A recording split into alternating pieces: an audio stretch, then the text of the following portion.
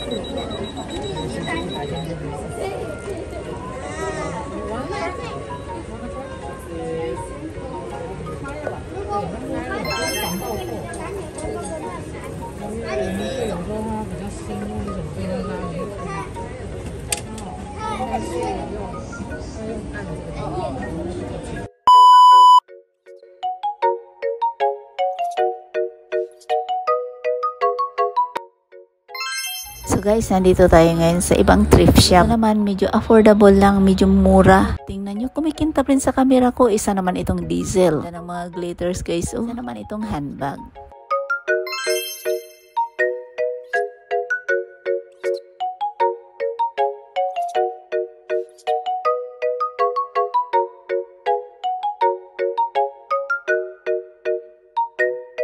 Itong LV na to, tama lang din yung laki. Kaya nga, pero overused siya guys, marumi.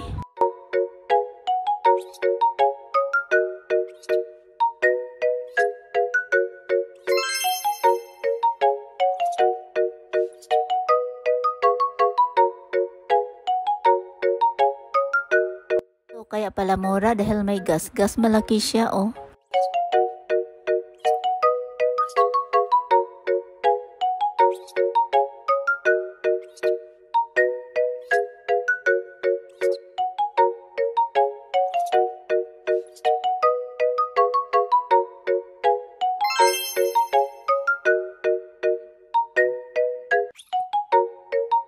Gulat ako, 3 lapad lang dito mahigit. Dahil pag tinignan mo, maganda naman. Talagang inisa-isa ko na ito pala ang damage. Unlucky guys. Overused na siya dahil ang daming crack.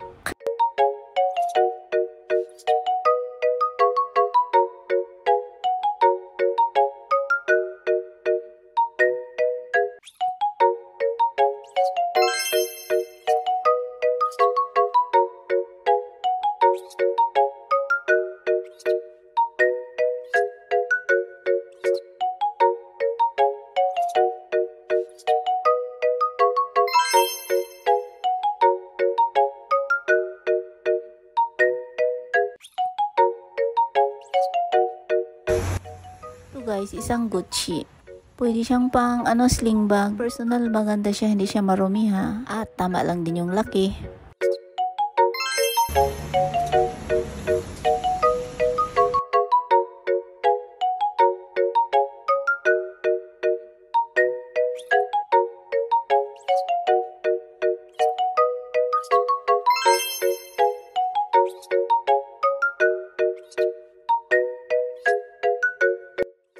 Ito yung Prada. Tama lang din yung laki niya. Ang ganda pag travel. At napakalinis. Kahit puti ito. Ito rin ay isang handbag. Good quality pa siya.